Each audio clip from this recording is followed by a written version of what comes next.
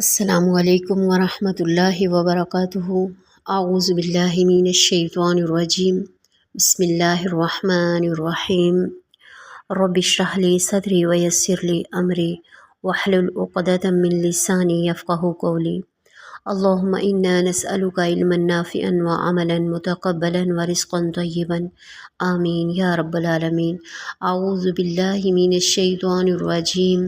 بسم اللہ الرحمن الرحیم۔ اوکلما عہدوا عہدا نبذہ فریق منہم، کیا جب بھی انہوں نے عہد کیا کوئی عہد توڑ دیا اس کو ایک فریق نے ان میں سے۔ بل اکثرهم لا یؤمنون، بلکہ ان میں سے اکثر لا یؤمنون ایمان ہی نہیں لاتے۔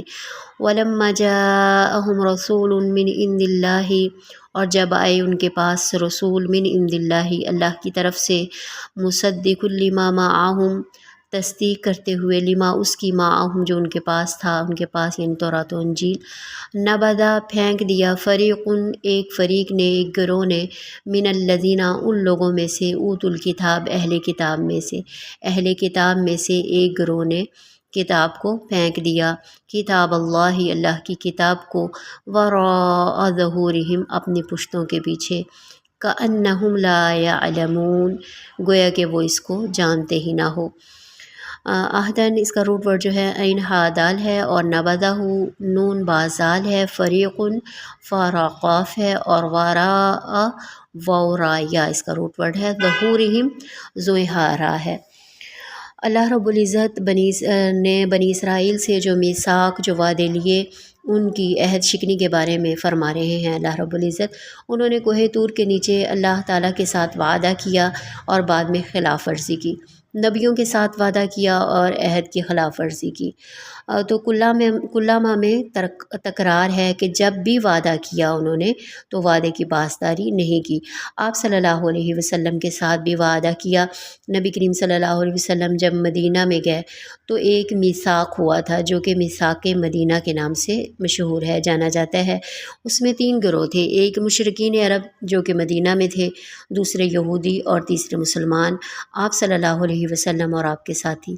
ان تینوں نے ایک معاہدہ کیا، اس میں ایک شک یہ بھی تھی کہ اگر باہر سے کوئی حملہ آور ہوگا تو سارے مل کر اس کا مقابلہ کریں گے، لیکن جو ہے کبھی بھی اس وعدے کی پاسداری یہودیوں نے نہیں کی۔ جب بھی انہوں نے وعدہ کیا تو وعدے کی جو ہے وہ پاسداری انہوں نے نہیں کی۔ ممکن ہے کہ ایک محدود تعداد جو ہے وہ عہد پر قائم رہی، لیکن جہاں تک اکثریت کا تعلق ہے، قرآن مجید فرما رہا ہے کہ بل اکثرہم لا یؤمنون، کہ وہ ایمان ان میں سے اکثریت جو ہے وہ ایمان نہیں لائیں گے۔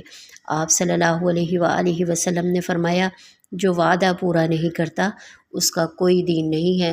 وَلَمَّا جَاءَهُمْ رَسُولٌ مِّنْ عِندِ اللَّهِ مُصَدِّقٌ لِّمَا مَعَهُمْ، اور جب ان کے پاس آئے رسول اللہ کی طرف سے تصدیق کرتے ہوئے اپنے کردار سے، اپنی گفتار سے، جو ان کی کتابوں میں صفات تھیں ان کے مصداق بن کر آئے، یعنی نبی کریم صلی اللہ علیہ وسلم تصدیق کرنے والے، تورات بھی سچی ہے اور اپنے وقت پر اور انجیل بھی سچی تھی، ان کو سچا کہنا تصدیق کرنا ہوتا ہے۔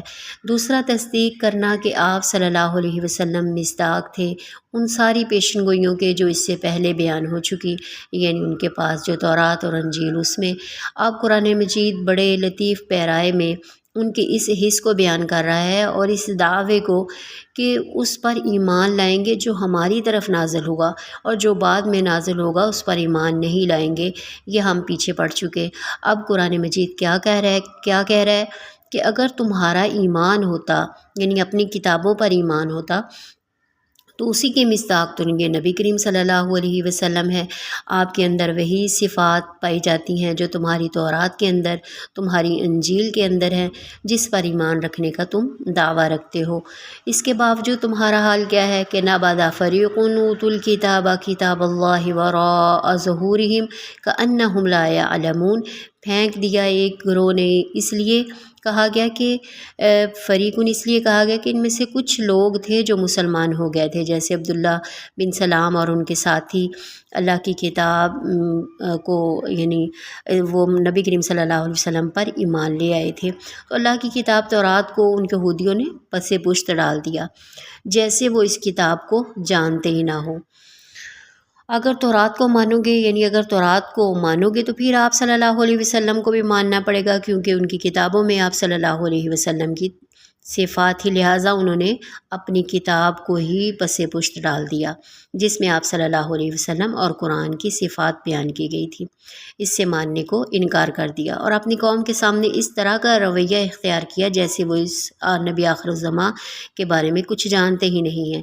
مفسرین لکھتے ہیں کہ کتاب اللہ سے مراد جو ہے قرآن مجید بھی ہو سکتا ہے، تو پھر آیت کا مطلب جو ہے یہ ہے کہ جس طرح یہود نبی کریم صلی اللہ علیہ وسلم کو اپنی کتابوں میں بیان کردہ صفات کے ذریعے پہچانتے تھے، اسی طرح قرآن کریم کو بھی پہچانتے تھے، کیونکہ تورات میں قرآن کریم کی صفات بھی بیان کی گئی ہیں۔ لیکن اس کے باوجود انہوں نے قرآن کریم کو اللہ تعالیٰ کی کتاب کے طور پر ماننے سے انکار کر دیا اور ایسا رویہ اختیار کیا جیسے وہ قرآن کریم کے بارے میں جانتے ہی نہیں۔ یہ ساری تاریخ جو ہے بڑی بڑی ہے ان کی عہد شکنیوں کی۔ یہود اپنی کتابوں سے بھی، اپنے دین سے بھی، اپنے ایمان سے بھی دور ہو چکے تھے۔